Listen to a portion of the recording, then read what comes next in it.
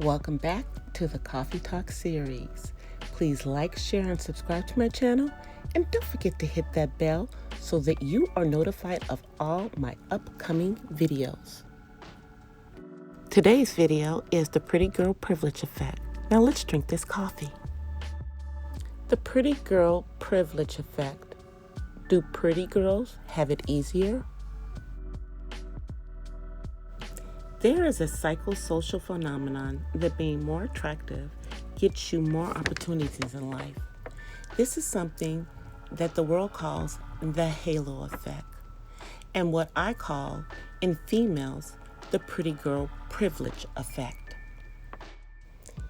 It is based on our biases in favor of those who are considered beautiful by social or cultural standards. And in many situations, these existing beauty standards devalue individuals in marginalized groups. And when I'm speaking about marginalized groups, Black women, I'm talking about us. You see, beauty or physical attractiveness are very subjective. And in our society, in America, a lot of this is based on what, in my opinion, are European standards of attractiveness or beauty. So do we get considered in the halo effect? Are our beauties also seen to be attractive? Let's talk about that. Let's talk about whether the pretty girl effect also works for women of color. Now we know with the halo effect, it is really about the physical attractiveness stereotypes, or what is beautiful is also good principle. So how do we fare in all of this? I mean, does the halo effect or pretty girl effect work for us too? Because our melanated beauty comes in many tones. Now, when I was growing up, my parents didn't really speak about me being pretty. I just remember being told how smart I was. Now, I'm not sure if my looks came up in maybe other conversations that weren't around me, but I was always told about how smart I was. Come to think about it, people still talk about how smart I am. But now I know there's brains and beauty associated with me. But I digress. Let's move on with the subject. For us, unfortunately, our hair texture and our skin tone come into play in being defined as beautiful, even within our own ethnicity. If you think about it, until very recently, for many of us who worked in various industries, we were not able to wear our hair in our natural state or to wear our hair in braids in the workplace, or it was frowned upon. But with the advent of the Crown Act, many women are able to wear their natural hair or wear their hair in braids in most industries now. But even with these changes, our natural hair is not always seen as beautiful. And with that, sometimes we are not seen as being beautiful unless we have our hair bone straight. We are just starting to see in beauty competitions women wearing their natural hair actually placing high and even winning these beauty competitions. So it is slowly coming to the place where our total package is also being seen as beautiful. But is that transferring into workplace opportunities, career advancement for us?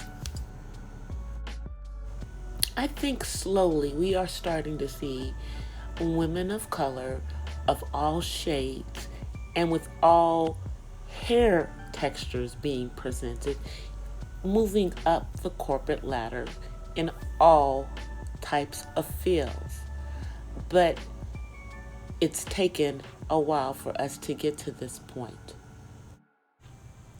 Only recently have we seen a dark skinned beauty in a major role on the big screen, embodied in Lupita Nyong'o with a short afro.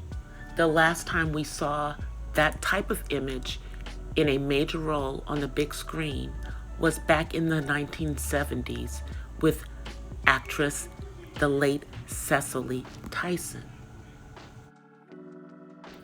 And in the music industry, we have the Beyoncés, the Rihannas, the Mariah Careys, but we also have the Kelly Rowlands, the India Aries, the Kelly Prices, the Lettuceys.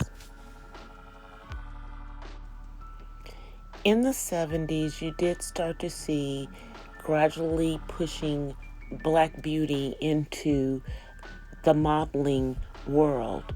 You had people like the late Cicely Tyson with her beautiful chocolate skin in there and African features, but you also had people like Beverly Johnson and Imani Coco who had perhaps features that were not so African.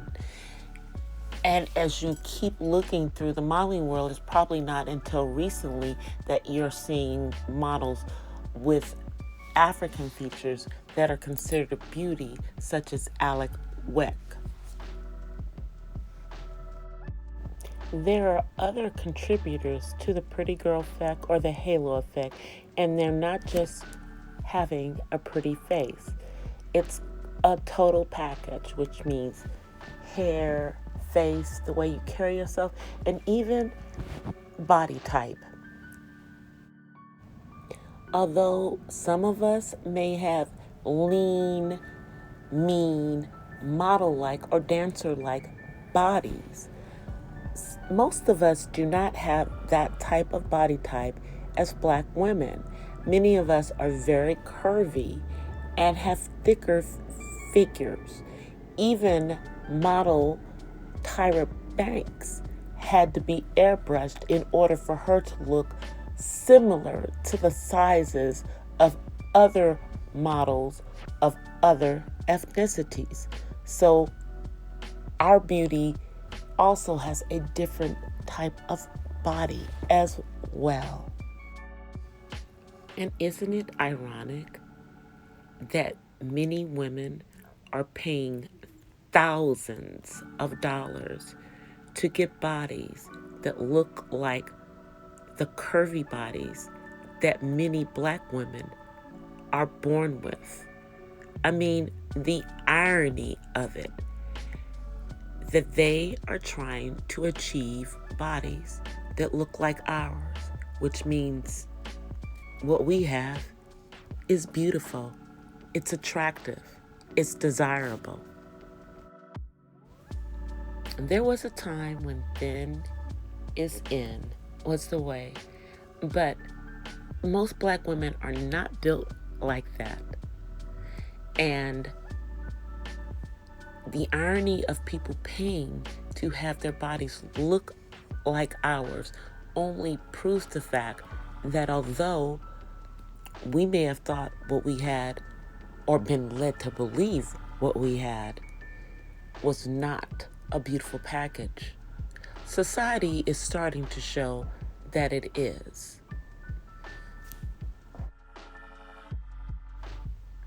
We have to keep in mind that part of what makes up what society decides or sees as beauty is based on what they see. And as they see more Black women, with our different hair textures and our different skin tones and our different body builds, it starts to become part of what is accepted as beautiful in the majority of society. Beautiful Black women and pretty Black girls do not look the same as other ethnicities. Our eyes are shaped different, spaced different. We have different shaped noses. A lot of us have thicker lips. Some of us have higher cheekbones. Our beauty doesn't look like everyone else's beauty. And why in the world would we want it to look the same? Beauty is not limited to one type of look, to one set of features, to one skin type, to one body type, to one hair texture. There are so many things that are actually encompassed in what beauty is. Even though people think of beauty being in the eye of the beholder, it still has to be a lot of people who are those beholders. So again, I ask the question, does the pretty girl effect work for Black women? I mean, do we get these same advantages if we are considered beautiful? And I think the answer to that question is quite obvious, because I think we all know some beautiful Black woman who got a promotion that was partly because of her beauty. And we all know a pretty girl who might have had it easier in school because she was attractive. Now, remember when I said that my parents always talked about how smart I was when I was growing up? Well, I have found from other attractive women who are also smart, like myself, that their intelligence was always played up with them as well. I don't know, maybe it was so that we wouldn't use our looks to make life easier. Maybe so we would use our intelligence. I don't know. It's just an interesting thing that that's something that happens with some of us. I don't know if it happens with other races, but it's interesting. I would be totally remiss if I did not also mention athletics, where you have athletes like Venus and Serena Williams who had to leap through hoops to get endorsements because of them being dark-skinned women who wore their hair natural. And it took a while for the sports world to get on board and for them to get endorsements, even though these were beautiful Black women. So although I believe that the pretty girl effect definitely works for women who are melanated, I believe that because for so long our beautiful features were not accepted as a standard of beauty, we are still out here basically playing catch up. And in doing that, the pretty girls that we are rocking and making our moves to get the acceptance of our beauty in this world. So although we've come a long way, ladies, we still have a ways to go so that our pretty is accepted for our pretty hair, our pretty brown skin, and for our curvy bodies. Yes, that's what it needs to be. Now I hope that you guys have like this coffee commentary on the pretty girl effect and whether pretty girls have it easier. I hope that you have, and you will kindly leave me a comment down in the comment section while I go get me another cup of coffee, and I will see you guys the next time. Until then, peace and blessings from the West Side. Please follow me on all my other social media, and I'm out of here. Peace, you guys. Bye.